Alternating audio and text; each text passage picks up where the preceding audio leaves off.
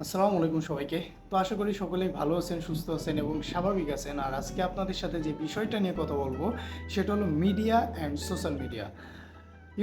Media and social media both have a separate stand in our realistic life or current situation of this world. একটা কথা খুব বহুল প্রচলিত আছে যে এরিস্টটল যখন গণতন্ত্রের সংজ্ঞা নির্ধারণ করেছিলেন তখন মিডিয়ার পৃথিবীব্যাপী এত ব্যাপক বিস্তার ঘটেনি, যে কারণে গণতন্ত্রের স্তম্ভ হিসেবে মিডিয়ার স্থান জোটেনি। কিন্তু তারপরেও বর্তমান বিশ্বে আপনি যদি চিন্তা করেন, মিডিয়া ছাড়া আমরা একটা দিনও কল্পনা করতে পারি না। মিডিয়া আমাদেরকে খাওয়ায়, মিডিয়া আমাদেরকে পড়ায়, মিডিয়া আমাদেরকে ঘুম পাড়ায়।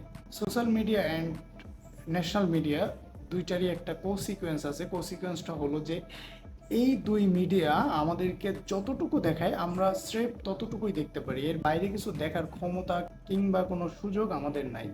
সেটা আপনি ধরতে পারেন মামুন লাইলার কাহিনী থেকে শুরু করে ছাগলকাণ্ড থেকে তিস্তা চুক্তি, কিংবা সেটার থেকে ভারতের যে রেল ট্রানজিট, প্রত্যেকটা বিষয়ই এই বিষয়টার সাথে রিলেট যে মিডিয়া কিংবা সোশ্যাল মিডিয়া আমাদেরকে যতটুকু খাওয়াচ্ছে আমরা ঠিক ততটুকুই খাচ্ছি।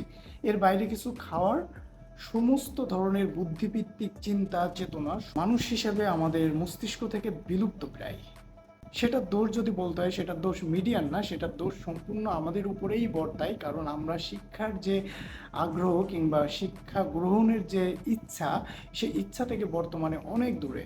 বর্তমানে মানুষ বই খুব কম পড়ে, পত্রিকা খুব কম পড়ে। বর্তমানে মানুষ শুধু দেখে, কি দেখে? মামুন লায়লার নোংরা প্রেম কাহিনী থেকে শুরু করে টিকটক, ইউটিউবের অশ্লীল ভিডিও, আর ফেসবুকের কথা তো বললামই না। ফেসবুকে ঢুকলেই সামনে চলে আসবে কয়েকটা অশ্লীল ভিডিও।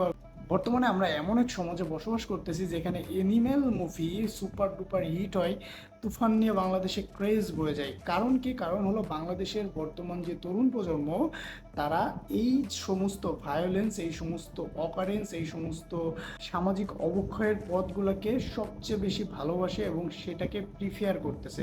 আর এই সমস্ত কিছু নিয়ন্ত্রণ করতেছে মিডিয়া।